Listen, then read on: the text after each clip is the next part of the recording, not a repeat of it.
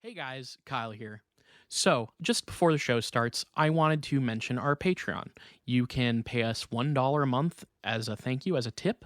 You can pay $2 a month to get access to one of our bonus content shows, episodes 2 days early, and a secret Discord chat where all of our Patreon donors get to go and hang out and talk with us directly. Then there's a $5 tier that you can donate to get access to a whole bunch more content. We have multiple bonus episodes on there. So please check it out. Patreon.com/itgetsweird. We don't advertise, we don't make money. So check it out and throw some money if you think that would be cool. Thanks.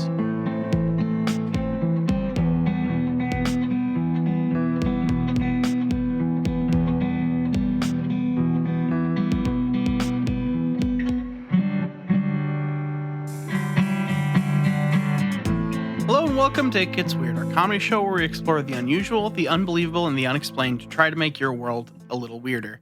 I'm Niall. And I'm Kyle, and I'm already sweaty. We got another sweaty episode this week, folks. Hopefully, whatever supply chain issues are causing my AC part to... Yeah, supply chain issues. I don't fucking know. Shitty management at my apartment complex. I don't know. I'm gonna go ahead and chalk it up to that. It is fucked up. You've been this long without AC. I must admit. And I'm mostly talking about me having to come over here and get all hot in here. Yeah, it's an inconvenience to you. Right. As soon as I'm out the door, I forget that you guys are dealing with it. And that's just I'm just kind of coming from my own experience here. Yeah, I mean, you can only really like view the world through your own lens. That's what I'm saying, which is why. Oh, was that going to be a segue? That actually is not a bad way to start this episode. Okay. Because we're going to talk a lot about how the world and how you view it, and the kind of lens through which you view the world. Because this is a conspiracy theory, kind of. So today we're going to be talking about a couple stories of reality shifting, which is tangentially related to the Mandela effect, that kind of stuff. Like that's one explanation for it. It's hard to give an exact explanation for this because we don't know if it actually exists or not. Like there's a lot of stuff that this could be, but I found a couple stories of reality shifting and some stuff about that. So we're going to talk about that today. Now this is interesting. I don't know how much like explainer stuff you included in this one about like what that means, what you're talking about, because I'm aware of reality shifting. Yeah. It's, like you said, it sometimes has to do with CERN and the Large Hadron Collider and supposedly CERN meddling with other dimensions, right? But then like some also say it's a Mandela effect thing, which can also be tied up with CERN. I don't know how deep you get into it. Yeah, this is more about the stories and kind of there is something that we'll get to at the end that there's a little bit of some people doing some research on this stuff, but it's yes. So just to start, that's not a bad place to start. So what we're talking about today is stuff that's larger than just like a simple Mandela effect instance. Like these are, it's similar. So it ties into a couple things we've talked about before. I did an episode with Jules that you weren't here for, where they walked through basically a thing and like we're in the past. The missing not missing time. The phantom time. Phantom time. I've listened to it. Or not Phantom Time Hypothesis, but that was a whole lot. Man, that was a fun episode. Phantom Time Hypothesis is still one of my favorite things I've ever covered on the show, and I did it like first like 15 episodes or whatever, and I still love it. But no, this is so. There's a couple different. They're kind of two different stories that deal with reality shifting that we're going to talk about today. The first one is like the most total shifting thing I've come across that I'm very interested in to see how this goes. So the first one is it could be likened to the Man from Torrid. In the terms of like how complete things changed, Yeah. And then the second one's a little closer to some other stuff. Now, but I would just like to say that the man you heard at the start of this podcast, the man on this side of the mic, me, that was a reality shifted Kyle who is a lot meaner. The Kyle that sits here before you, and so this is actually a very rare occurrence where a reality shift has been captured on microphone during a podcast. Now, can you think of any other podcast that's done that shit? I can't, honestly. Because I'm nicer now. I mean, I like, there's been some pretty weird canon stuff in Comedy Bang Bang with That's some fair. like time travel and True. stuff like that. But I don't know if there's ever been a true reality shift on a podcast captured live before. Well, let me also tell you very briefly, my other context for all this is beyond just doing this podcast where people talk about reality shifting, dimension shifting, things like that. The other place where I see it brought up a weird amount is TikTok. I'm a 30-year-old who has a TikTok account. Sure. And nothing wrong with that. I mainly use it to look. My algorithm has figured out that I like cute animals and old men who don't know how to use their phones. Those are my two genres of content on there.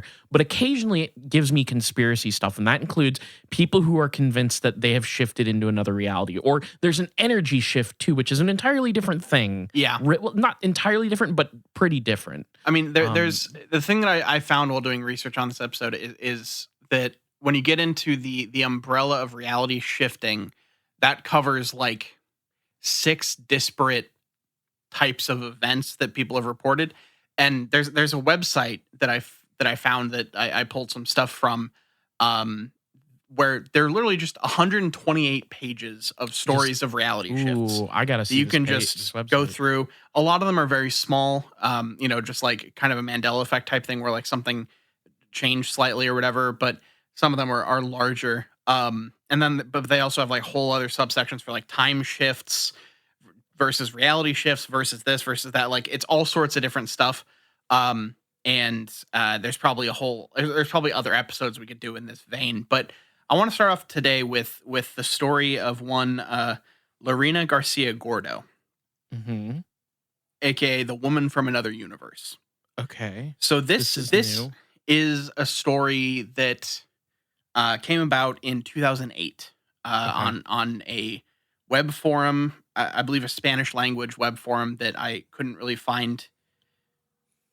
But there's references to it. That's where the story comes from. Yeah. Well, she posted on this forum. Okay. So this is where we're going to get.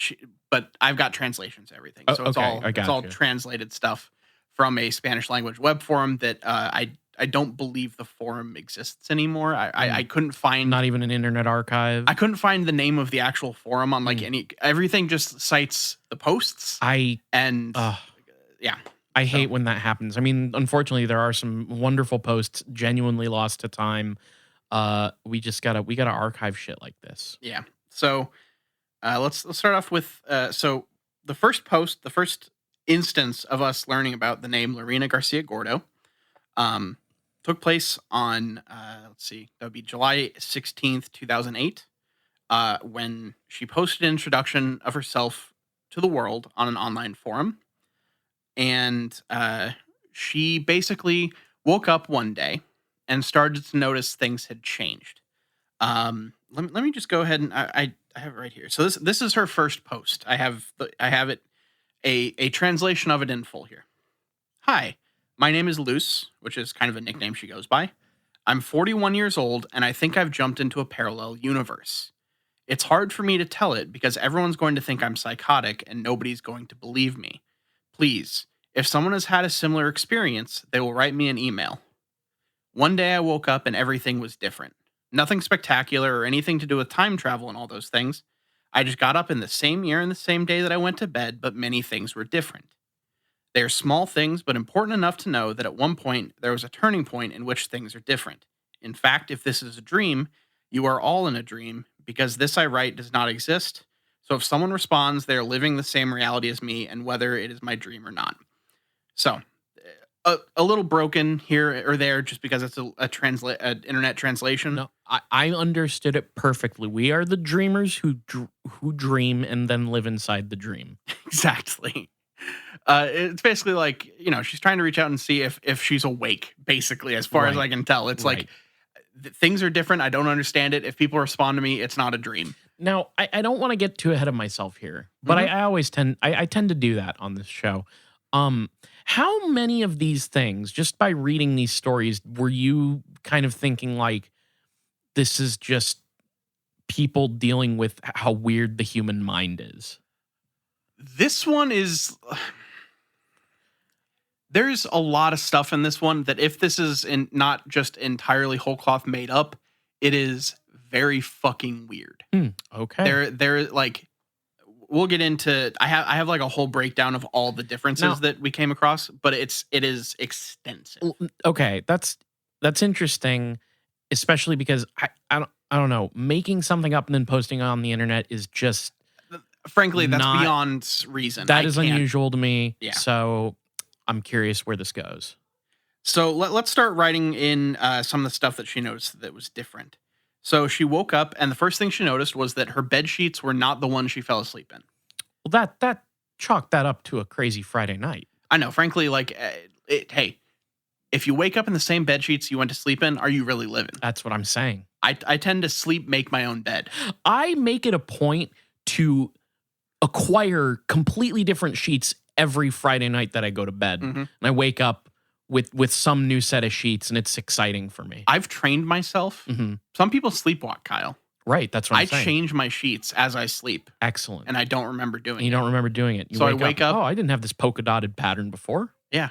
And I also I have a service where I blind buy random sheets. So I have no idea what they are. That's the service that I'm looking for. Yeah. I'm making the trouble of like Friday night, I get in bed, then I get up out of bed and I go to the store. The store's closed. I then rustle through their garbage and find thrown away sheets. And I'm doing this every Friday night. That sounds like a hell of a night. It's fucked up. That's why you never watch wrestling live. That's right. Okay. All right. So, she woke up, different sheets. She then discovered that her car was no longer in her like parking space that she normally puts it in. It was somewhere entirely like on the opposite side of the road across the street in a parking lot. And she lives in an apartment complex much like us. So basically, like, imagine you parked out here and you woke up and it was like over by the other building. That's weird. I would immediately assume that somebody had broken into my car. Yes, exactly. Like I would start, if my car isn't where I think it is, I just start hitting that lock button to get the beeps going. Yeah. And then use my beeps. Finely tuned ears to find my car. Yes. And if you're really panicking, you can, and don't mind annoying the shit out of your neighbors, you can hit that alarm button. There is I was going to say it's a panic button. They name it after that kind of state of mind. So is it actually called the panic button, or was it just called an alarm? I might just be making that up, honestly. That's fair. Look, sometimes things you rename things depending on their purpose. We just shifted from the universe where it was called the alarm button into the panic button universe. Oh, so man. Niall is an alarm button remnant. I am. So yeah, she eventually found her car, and at this point she's like, okay, it's a little weird, but just brushes it off, and because she's got to go to work. She's worked at this job for 20 years. She arrives at work, and she is greeted by people at the front of her building she has never met before. They know her name. They seem to just greet her as if it were any other day, as if this is a thing that happened every day. She does not know any of them. She then goes in, walks normally to her office, and there's an entirely different name on the little nameplate on her desk. Someone entirely different than her, and it is not her office. Okay. Now this could just, again, I'm trying to be rational here. This sounds like a really elaborate prank. This is the kind of thing that our favorite office hero, Jim Halpert, would play on Dwight the Fool Schrute. Yeah. Which is what they called him in the show. Dwight the Fool. Correct. That is close. That if you look in the scripts of The Office, that's actually what he's listed as. Yeah. They edit the fool out of the show every time it's uttered. Just for pacing. If anybody's been wondering why there is like a weird bleeped silence whenever they say Dwight the Fool Schrute's full name in the show, that's why they've been taking the fool out, and in the script it's always in quotes and stuff. It's a whole thing. Yeah. So go ahead and look that up, and I'm gonna go ahead and say it right now. If that's not there when you look it up online, I think you know what happened. Yep. So she thinks that maybe she just got off the elevator on the wrong floor. So she goes back and wanders around, is looking all over the place for her building, and she goes to go to a place that she needs a key card to get into. And so she taps her key card and everything. Doesn't open. She does not have access. So she she starts to wonder, was I fired? Like what is going on here? Did someone fire me and I didn't know it? So she's like, I think I'm a good worker. I think I do everything I'm supposed to do. So why would they fire me? So she pulls out her laptop, and when she turns it on, it automatically connects to the company's wireless network. And she goes and looks at the kind of what do you call it? Like the list of everyone who works at the office, like checks in the company database. The roster. Yeah, she checks the roster, and she's still on it. Her record's pretty good. And she's still there. However, she's listed under an entirely different manager than who she believes she works for. Okay.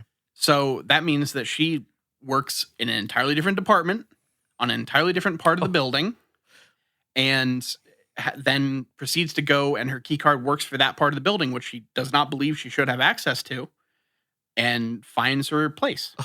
Oh my goodness. Now, can you imagine the Dilbert strip about this scenario? I look, Scott Adams, it would take at least like a trade paperback sized tome to get through just the events we've talked about already, because he really does not move quickly with his plot. Yeah, Dilbert fucking, he's trying desperately to get into it. Everything's changed for Dilbert. He's trying to get into his old office, but it's not there. It's a new name. He kills his own son. All kinds of stuff. That's a reference. His tie goes the other direction.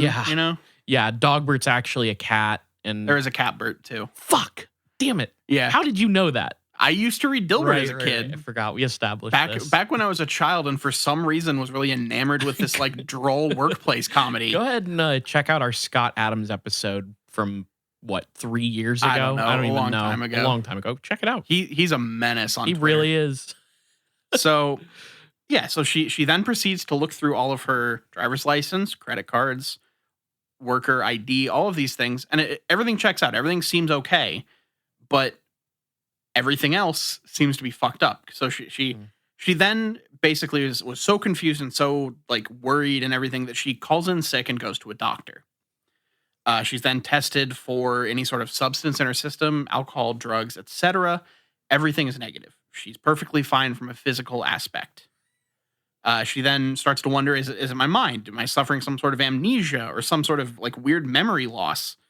And she starts to search the internet, looking for news stories, dates, places. Here we go. Anything that she could find that would kind of confirm basically the reality in her mind, like trying to just find things that would match what she thinks she knows. If she's looking to find something to confirm what she is experiencing, the internet is the perfect place to go. Well, I mean, I think what she's doing is like thinking of things that she knows about her world and Googling those to try to confirm like historical events, like little things about like, local stories that she would have been aware of, That's fair. I feel like the first thing you would Google is weird things have changed.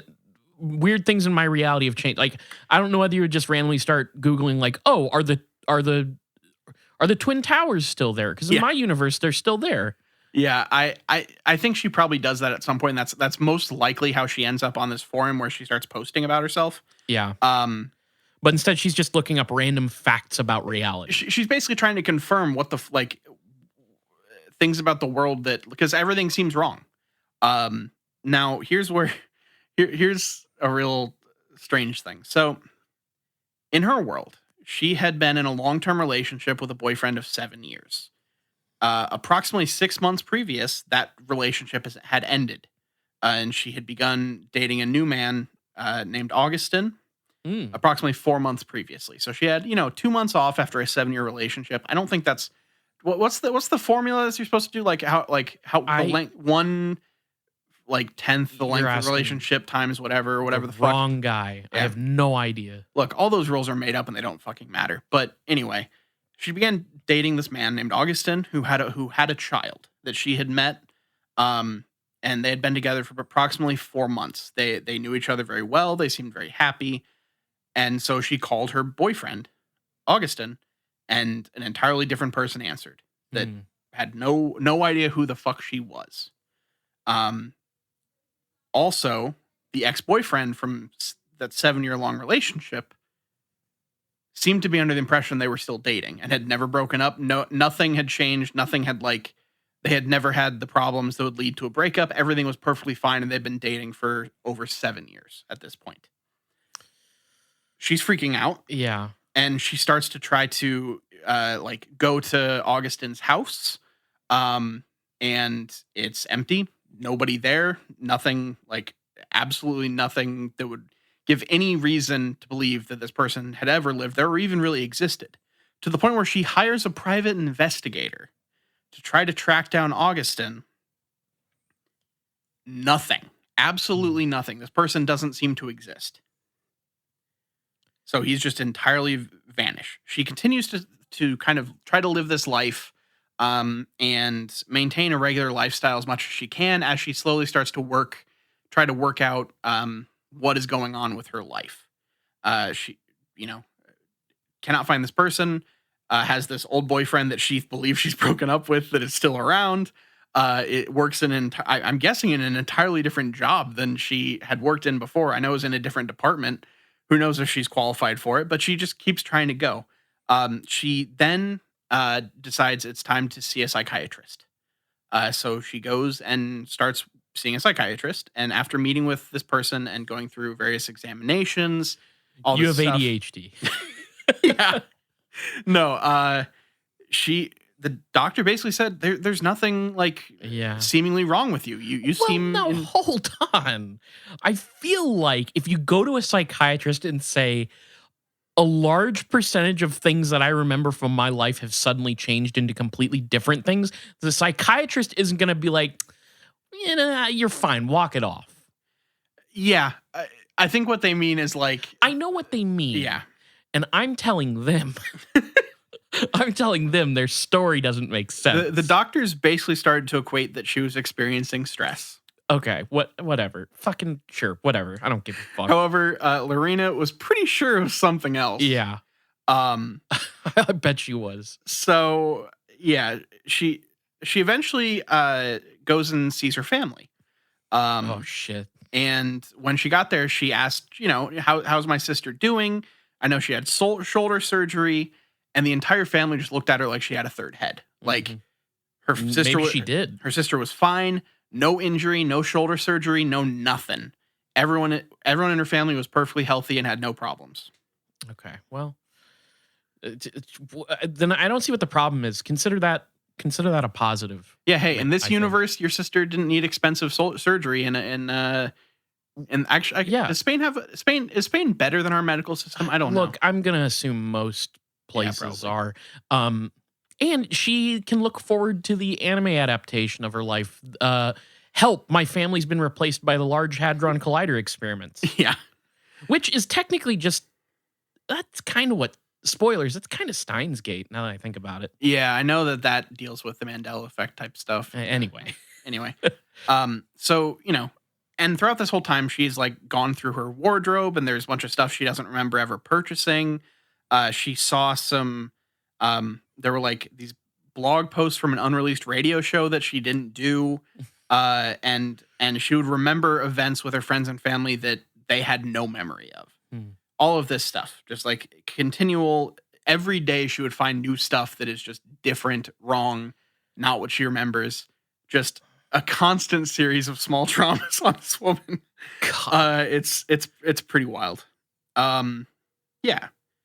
So eventually, after all of this stuff just compounds and compounds and compounds, she has nowhere else to turn, and she posts her story on an online forum, sharing her story with the world and trying to see if there's anyone else that has ever experienced anything like this.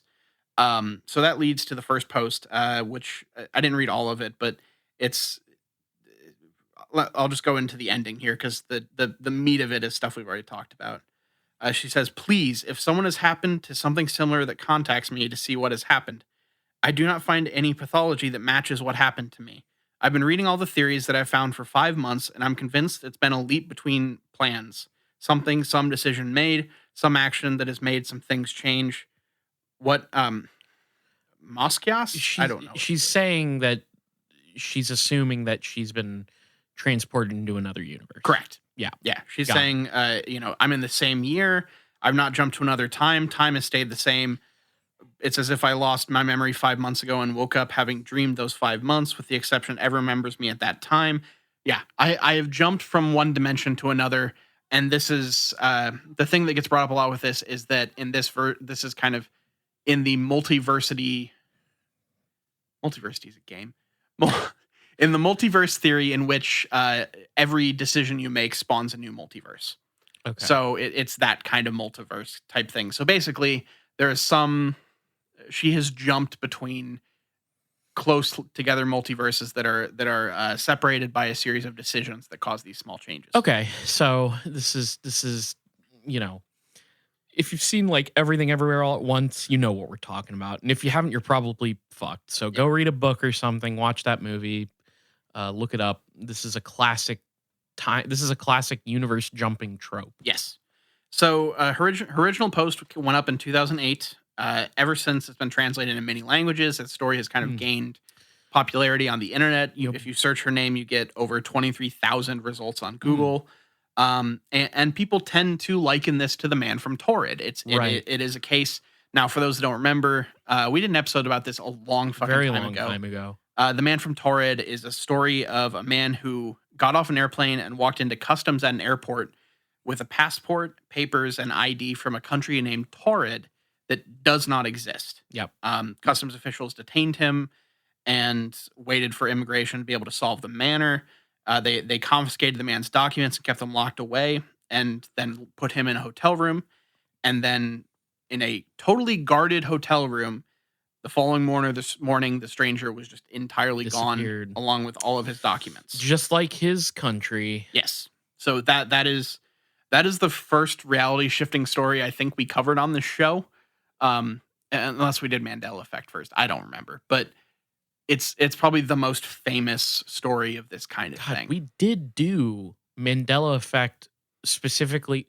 You know what? I think one of the first times we covered it was with Matt. And on the cereal for dinner, guys. Yeah. That was the second time we covered it. The first time I remember very specifically because I was still figuring out how to research for this show, and I spent like multiple hours reading about quantum computing to try to figure out how to like talk about the theory about CERN. Right. And so I broke my brain trying to understand quantum mechanics and quantum computing. That's so long all to talk about fucking Berenstein Bears. I got God. That's and that was also one of the places that I started trying to talk about archons before I really knew what they were. So we've covered Mandela Effect stuff in times since. And I have a better handle on that kind of stuff now, but I will remember that forever because it was I was watching like completely non-conspiracy related videos about quantum computing, trying to fucking understand what it was. I would have thrown up. Yeah. I'm glad you did that one, not me. I see the last time we covered this kind of stuff was the reversal Mandela Effect, where I covered basically Mandela effects that reverse themselves supposedly. Right. Yeah. So that's also been a little while. Yeah. Anyway. So she did put up a follow-up post. So there's a second post here. Thank God. And here it is. Hello. I am writing here because it is where I originally published a comment that seems to have run like gunpowder on the net. And that's a classic phrase that we use. Yeah. 6 years ago, from my experience, I published looking for a little help in a humble forum. I am impressed that if I look for Lorena Garcia on Google, there are 23,600 results. The original commentary that I've published here has been translated into many languages, and it reminded me a little of the broken phone I used to play as a girl, because my original Spanish has been translated in other languages and retranslated back into Spanish, until a point at which I do not recognize my experience. Each translator adds something of its harvest, to which are added the interpretations automatic translator reasons why sometimes seems incredible to me that what I said here in the moment is the danger of network. Everything is distorted. Okay.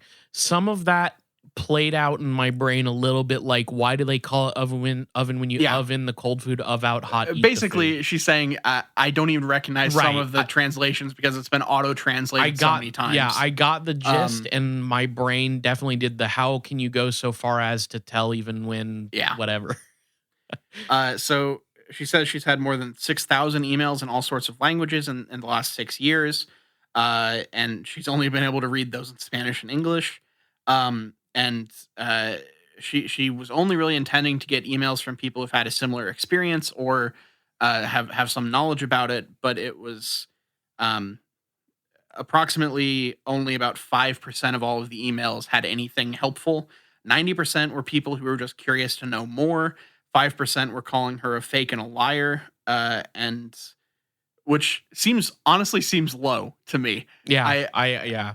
That seems like a pretty low percentage of people that would just be mean on the internet, compared to the 90% who are just like, oh, this seems interesting. I'd like to know more. Also, I just want to very briefly backtrack to the thing that I said a moment before about oven the cold food. Yeah. I just want to say to the people out there who have no fucking context for either of the things that I just referenced, that was maybe one of the most impenetrable things I've ever said on this show, and I feel obligated to apologize. It is one of the. It is very dense. We'll I don't know. Maybe we can find the meme and put it on our Twitter or something. We'll post the oven the cold food meme for everybody, and we will provide no context. You'll just have to have listened to this and also checked out the feed. So we'll just make it as easy on you as possible. Yeah.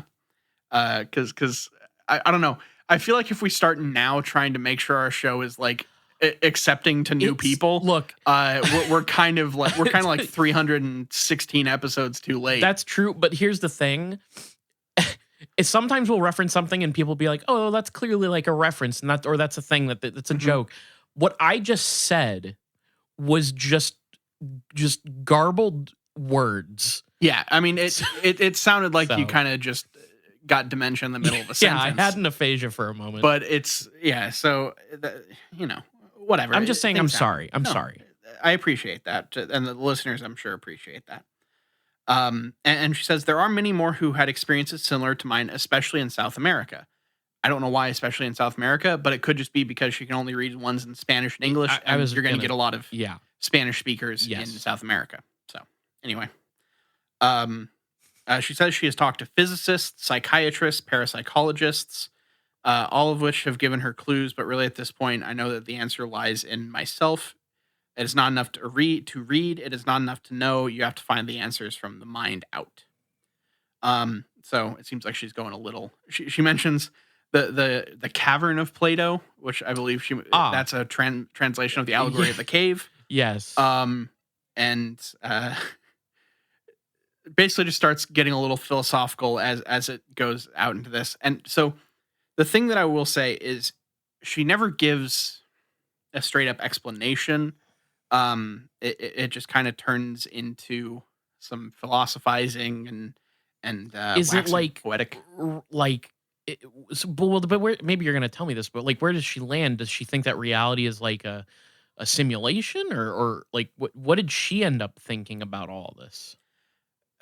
Effectively, that she hopped between dimensions. Okay. That seems to be where she ended up, although she seems to take a more philosophical approach to it. And that's something that I came across in the website with like 128 pages. I think it's called Reality Shifter. One second. RealityShifters.com. Of course it is. I love that. There's a very so a lot of people look at the Mandela effect stuff specifically and the reality shifting type times and look at them from a sense of fear. A lot of like, what is happening? Who's doing this? Like, there has to be some dark thing behind this. But when you get into like Reality Shifters, the website, which we'll talk more about later, and some people seemingly like Luz here, there's a sense of it almost feels like the difference between like reptilians and Space Brothers, how there's the more spiritual, hopeful, like light side of things, and then there's the people that think something is coming to kill them, dark, evil. Yeah. And it feels like this is kind of the light side of reality shifting.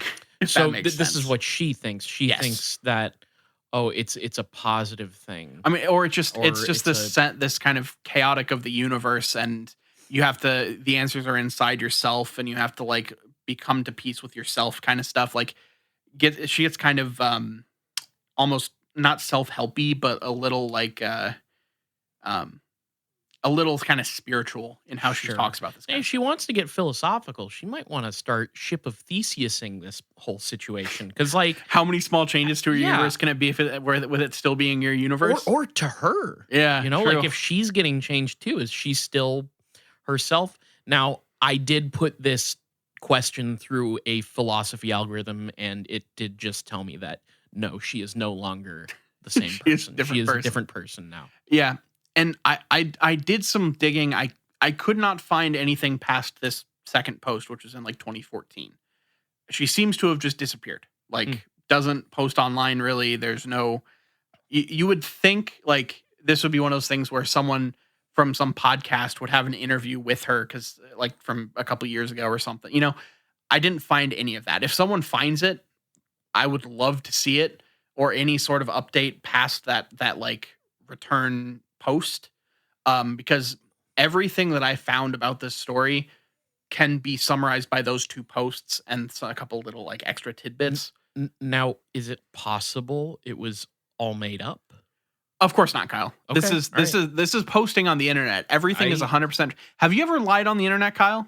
personally, Yeah, no. exactly. Okay. I just wanted to clear it up. Just Yeah. wanted to make sure. What, you think this could just be someone making up a fun story No. to kind of I like clearly share don't. on the internet and maybe We get just have to consider all angles here, Niall. Yeah. And while I don't think that, look, I'm not going to keep doing this joke and really laying it on thick here. Yeah, if we Niall did this already bit did it. every time someone might be lying in a story we talk about, this would be half Would of our be show. half. That's Sometimes we talk about like, like things that are confirmed, but That's very fair. rarely. Yeah. So that's the end of the first story. I've got one more for you. Okay. And this one's a little shorter, a little more self-contained. It's known as the Gadianton Canyon Time Warp. That that's a mouthful. Yes. So this takes place in 1972 in Utah. We're leaving Spain behind for a little bit and going to the US. So, in May of 1972, 4 girls were coming back from the Utah rodeo and were driving on Highway 56 at night. Now, whenever something takes place in the 70s, Mm-hmm. I generally picture this like either late 60s or early 80s, but like grimier. Late 60s or early 80s, but grimier. Okay. Yeah, I can just see picture that. it looking nasty. So It, there's like a nasty filter over everything now. it's kind of got like a grindhousey kind of vibe to it. Yes. Okay. So the the girls were Jana North, Carol Abbott in the front seats, Lisa Rochefort, and Bethany Gordon in the back. They were driving a 1971 Chevy Nova, which is obviously very important to this whole story, but it's just a detail that came up with my research. They were all students of Southern Utah University and were driving back to the hostel they were staying at while they were um, seemingly doing stuff in the summer or something. Like they were or not, May, so they would be out of school. Yeah, out of school. Yeah, doing stuff in the summer. Yeah, they were staying at a hostel. They weren't currently in university. They were just kind of on some sort of trip. And it's grimy. Oh, actually, they were in school. Sorry, I forgot that they used hostel to mean dorm in the stories that I was coming across. What? I don't know why. I don't know if the Southern Utah University has hostels or if they just mean they yeah. I picture two very different things with those words. I must say, with a dorm, I picture, a dorm in a college, like on a campus. And with a hostel, I picture the hostel from the movie Hostel. Yeah, you picture a bunch of like bunk beds in a room with at least 2 serial killers involved. Yeah. So they were basically rushing back to their hostel before the door would lock for the night, because I guess that's a thing that happens in Utah, at least at this university. And so they were driving back, trying to get home as quickly as possible. So they decided to take a shortcut through Gadianton Canyon. This is not a place they normally would drive. This isn't like a place that they had been before, but it was a shortcut to get back there quicker. And they So they took a turn through the canyon. So the Gadianton Canyon research area um, has some history. Uh, there are some people in, I believe, let's see. So the Gadianton Canyon area has some history to it, specifically in the Mormon religion, Mm. because it is the home in the Book of Mormon to the Gadianton robbers. And this being the Mormons, this is going to be a very normal thing you're about to explain to me. Yeah, it's almost a like secret society of stuff that I don't know a lot about. But basically, it is kind of forbidden. It's kind of like a place that you're not supposed to go because a lot of evil things happen there. It's like a gateway to like hell kind of thing. And the Gadianton robbers were a secret criminal organization in ancient America in the Book of Mormon that lived in this area and would attack people that drove through it, do a bunch of evil shit. It's a big kind of it's some deep Mormon lore, Okay. I guess. Okay. So this place was supposedly filled with damned spirits. And back in the times of wagons, various wagon trains would become lost and or get broken mysteriously.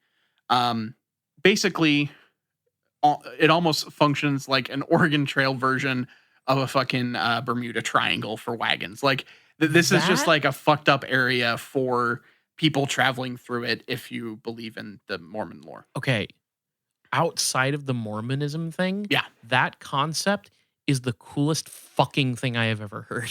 yeah. I'm probably Honestly, oversimplifying this, and if we have any Mormon a, listeners a, that take offense to it, I'm sorry. oh, If I completely butchered your faith, but that's for someone that doesn't go deep on the Mormon faith. That is my I mean, quick explanation. but just like a Bermuda Triangle in like the west of Yeah. like old. That sounds fucking Oh cool yeah, to me. it sounds sick as fuck.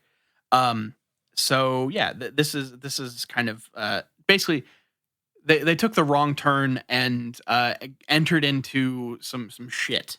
So when they took this turn, the girls started to have a lot of bad luck. They all of a sudden, one of them just shrieked, "Get out!" or like "Look out!" because the road had suddenly ended in front of a big rock wall. It just out of nowhere, the road basically we turned it into a fucking Looney Tunes sketch here, where all of a Okay. sudden There's like there's just a tunnel painted on it. yeah, there's like a sheer rock Yeah. face in the middle of the road, effectively. They were then boxed in by the canyon, and they had no choice but to try to go back the way they had come. Um, but when they tried to go backwards, they realized that everything had changed behind them. The path had entirely changed. It looked entirely desolated. There was no road. It was just a desert area with dry sagebrush all around. Instead of and the desert had basically entirely shifted. Like looked nothing like where they had come from. However, they just kept driving around and they eventually found a road. It didn't look like the road they had come from, but they were just happy to be back on a road and figured they would figure it out. So they started to drive towards some lights. Just the as much civilization as they could see, they just turned in that direction and drove. They eventually started to see some street lights, and they arrived at a restaurant which sat in the middle of a large parking lot and had this big neon sign that seemingly spelled out the name of the restaurant, but they couldn't read a single word of it. It was a bunch of weird letters and kind of what they believe were letters, but to them it just looked like a weird mix of squiggles and curves and symbols they could not read. Huh. So Okay. they pull up near the restaurant and they saw some men coming out of it. One of them leaned out to try to get some directions from these men. And when she then immediately like came back into the car, frantically rolled up the window and just screamed, "Let's get the fuck out of here!" Just like let's go, because uh, they they saw these like as they were driving away, they noticed that these people were not human, Oh, okay. and That's there were vehicles in this parking lot that were not anything like cars. They were these egg-shaped vehicles on tricycle-type wheels. So like 3 wheels with big eggs. Okay. And as these vehicles turned on, they made this strange, high-pitched whirring noise, and the headlights were incredibly bright. And they started basically like kind of following them. Like as these girls were speeding down the road as fast as they can, topping out at about 80 miles per hour, and the egg-shaped cars pursued them. They kept trying to go faster and faster, but they couldn't go any faster. I guess this car sucked. I don't really know why they couldn't. In times of trouble, I don't know why they couldn't top out 80. Why they topped out at 80, but there you go. So they eventually came back to the same deserted road that they were on before, and but this wasn't the end of their problems. When they got onto this road, all of a sudden the road just stopped and vanished, and they were in this field with only sagebrush all around. The car's engine died, and the tires went flat. That's okay. That's a whole lot of bad shit happening all at once. Yeah, I either they hit something weird or just like because like you see this with UFO stuff where the engine will die. Like you're used to electronic failures in weird situations like pop this. The tires. Yeah, but like the engine failing and all 4 tires getting popped all at once is very strange. Reality itself shifting is also a big weird one. So, of course, the girls were terrified. They were entirely shaken. They had no idea what was going on. They just know that everything is fucked up, and they decided they just had to stay with the car until sunrise.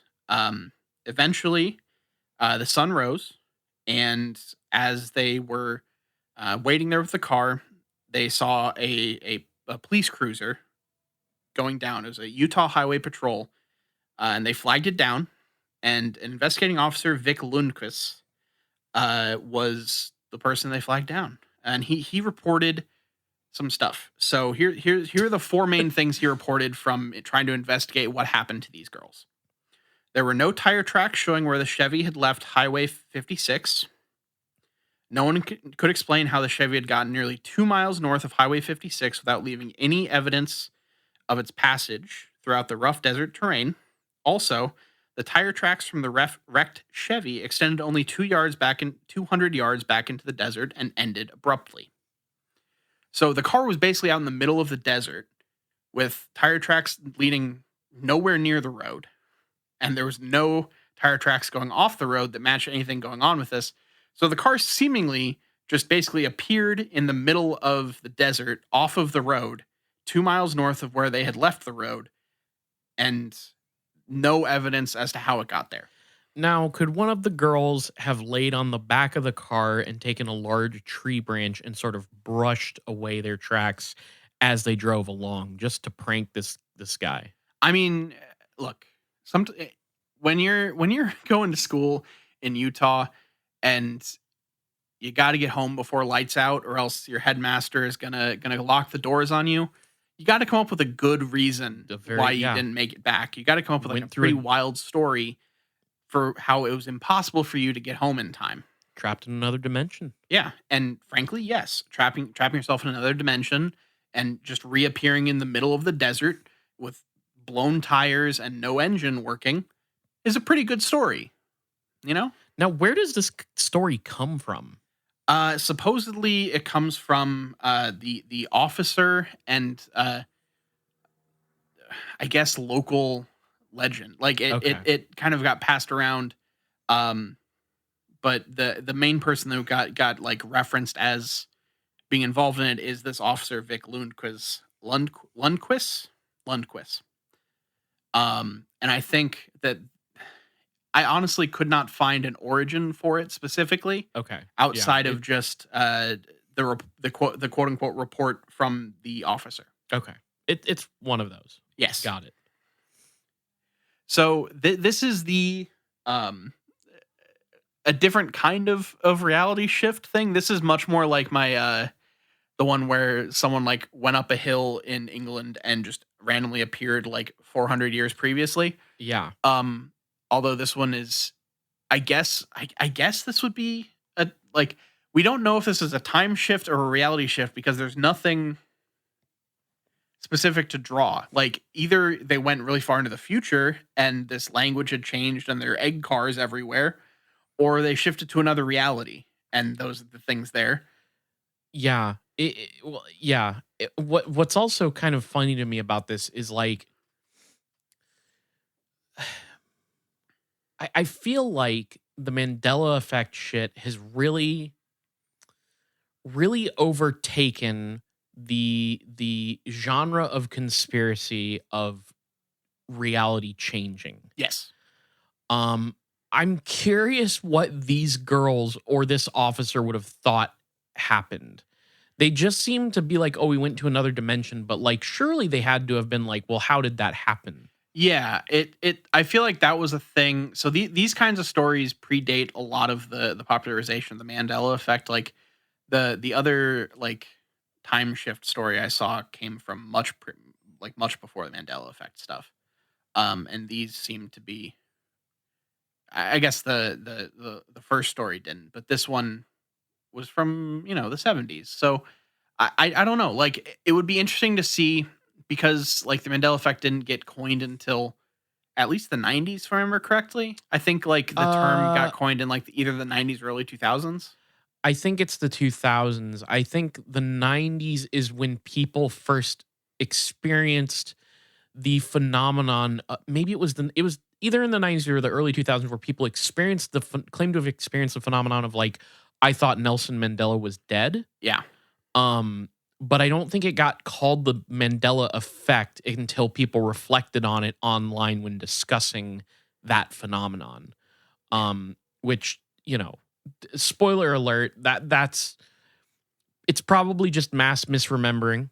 Yeah. There's a phrase that I always forget that is like an effect your brain has where because of the way your memory is stored, it's an incomplete picture, and you try upon recall, things will get just filled in by your brain processing. Yeah. I will also just kind of I just want to mention I believe the show is How To with John Wilson. There is an incredible episode of that show about the Mandela effect. Oh, really? Yes, it's really really back on that show. Really good. If people want to know, if people are somehow listening to this show and have not been exposed to the Mandela effect, go ahead and get an HBO Max subscription and check that out, and it'll answer all your questions. Fantastic. Also, you know what was running through my mind the entire time you were talking about that last story? Mm-hmm. Is I believe it is Goosebumps 2000 R.L. Stein's Earth Geeks Must Go. Okay. Were you a Goosebumps kid? No, okay. I wasn't. Okay.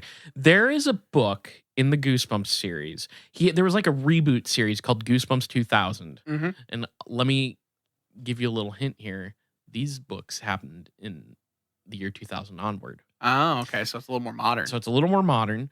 And what I remember from that is that it was this kid who like woke up and the entire world started seeming weird and different, like you're describing here. Mm-hmm. But it was always really bizarre, quirky things. And the thing that sticks out in my mind is when they go to lunch, school lunch, mm-hmm. all the kids at the school have mouths in their armpits and they're shoving their food into their armpits. Interesting. Okay. This is a very weird specific poll, but that's what was making me think of I was thinking of Earth Geeks Must Go. And I believe the twist at the end of it was that, it was something silly where like, I guess the kid was not actually an Earth. They were on actual Earth and the kid was it was something stupid. But anyways, that was on my mind the entire time. There you go. So. I think about with these kinds of stories that there are a couple. I really like the kind of weird, just like, I went into a fucking pocket dimension or some shit for a little bit. I like this kind of stuff just because it's so. It's probably all made up, but it also is like it's so fun just to think of like, what if all of a sudden the entire world was different? Like what? Nothing you did changed anything. You just like stepped through a place that you're just all of a sudden everything is different. How fucking it is terrifying. I mean that is now that I'm thinking about it, that is the impetus of so much children's fiction I read. Yeah. Like I just was like reminiscing about Garth Nix's Keys to the Kingdom. Yep. That entire book series is about accidentally stepping into another reality where you like everything's different and it's crazy. And I mean, there's also the fact that the main character has like magical powers in it, Yeah, but there like a lot of times there's some chosen oneism in these yeah, things, but it happens a lot. maybe it speaks to some level in something in society where people just want to escape, even if by accident. They just want to get out for a bit and Yeah. go somewhere else that's different. Yeah. An existential ennui, Yeah. if you will. It's it's a kid in King Arthur's court kind of thing. Absolutely. Yeah, I don't know. I find these stories interesting just because they're like little Twilight Zone episodes, Yeah, like yeah. you're completely confronted with an entirely different reality that you can't control, and it's just like, hey, what do you do? Like what do you do in this world that is even if you just wake up and like your bed sheets are different and your car is parked somewhere else and you have like a different job than you thought you had, like that is terrifying in a lot of Yeah. ways. If I woke up and reality was different, and I would pass away instantly. Yeah. Frankly. So just like one last quick thing. Uh-huh. So if you want to read more about this kind of stuff and some of the theories on like the different kinds of shifts that happen, whether they're time, reality, the different kinds of time shifting, there is a website called that's done by Cynthia Sue Larson, who's written multiple books on the subject. I believe it's realityshifters.com. But if you look up Cynthia Sue Larson or reality shifting, you'll find it very quickly. And she does talk about the Mandela effect and how it's kind of basically it's a thing that's kind of the popularization of this effect. She's been chronicling it for longer than the Mandela effect was really a thing. And this literally is like there you can find 128 pages if you want to Jesus. just scroll through it on a really old website of shifts in reality that people have chronicled. She has a monthly newsletter that just like gives you updates on the phenomena, and just all sorts of stuff. So if you want to find anything about that, that's a good place to start. She has some links to the descriptions of the different phenomenon, like the idea of the multiverse and the kind of multiverse time shift type stuff too. Like it's a pretty interesting website if you're interested in this sort of thing. The stories that I got didn't come from there, but some of the like context of the phenomena did. So that's an interesting place to look if you're curious about this kind of stuff. I do find it interesting. I also gotta admit, I think it's either we're making stuff up or the human brain's kind of funny. Yeah, That's kind of how I see it. But that's me, and I'm not I'm boring. What can I say? no, I think that like growing up so inundated with like sci-fi stuff, I like to look at the concepts of these things. I don't treat it as like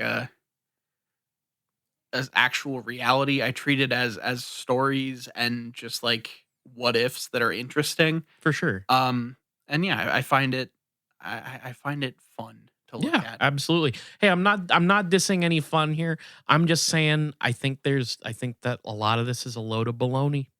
That's all I'm saying. Fair enough. So that's basically some stuff about reality shifting.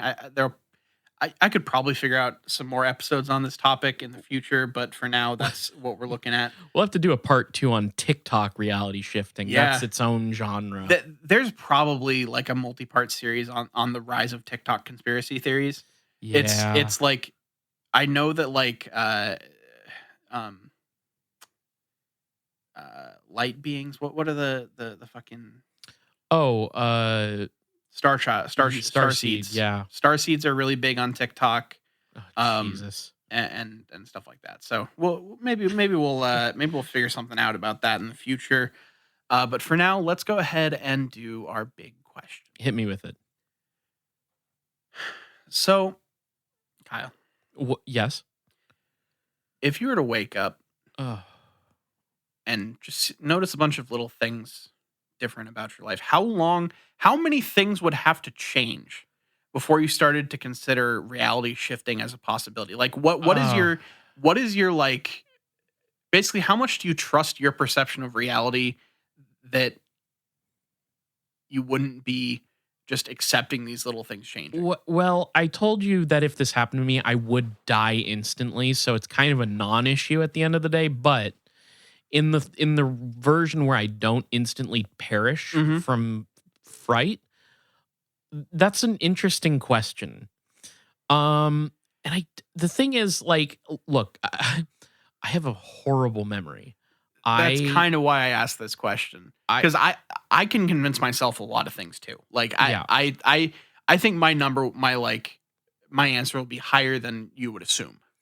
Yeah, well, I think the thing that I'd really have to like drill into this a bit, but like my instant assumption would be if like things about people that I know started changing. Mhm. Like if like things in my apartment started changing, and if it, especially if it was like a gradual process, like I didn't know I had a didn't know I had a what would be something funny for me to own? The complete Corn discography on CD. Oh, didn't know I had the complete Corn discography on CD. Funny. Must have picked that up. Well, here's the thing. Here's where I can completely. This is actually a fun thing that I get to bring up. I Okay. can tell you that you are more observant about those things than you might give yourself credit for. Because one time, friend of the show Scott and I tried to play a little joke on you by inserting books onto your bookshelf, Yeah. and that lasted. You noticed in a matter of hours, Really? not even days. Yes, Oh. it did not even take you a day to That find Ayn Rand novels on your bookshelf. I don't remember the Ayn Rand, but I do remember being a little flabbergasted finding Fruits Basket in my collection of manga. Uh Not because I was like, how could I? It was just like I don't think I own this. Where did this come from? No, sorry, it was an Anne Rice book. That's what it Anne was. Rice. Yeah. Oh, was that the oh shit. Is that the one that has like the cowboy with his no, fuck. I don't remember. No, it was some like vampire romance. I think it was something in the Interview with the Vampire series or something. Okay. Basically, Scott and I were at Half Price Books and found something we thought would be funny to see Okay. because Yeah. we were assuming that we'd be able to keep this thing going for like a matter of like a week or two and just like add a thing every couple days whenever you would like be gone for work or whatever. Okay. And it took you literally first book we added, you figured it out. Wow. Who put Fruits Basket on my shelf? Was that you? That I don't know. I don't remember doing Fruits Well, Basket. somebody did that to me. So this is a very strange thing I'm realizing is Yeah. more than one person, independent of one another, decided a fun prank on me would be putting a weird book on my shelf. uh, uh, here's the thing. Here's what I've accepted about myself. Yeah. I have trouble remembering names. I have trouble remembering lyrics. I have trouble remembering the things that I remember are visual. Yeah. I'm a visual memory guy and a visual learner. If I see things, I can. If I see food, I eat it. If I see food, I eat it.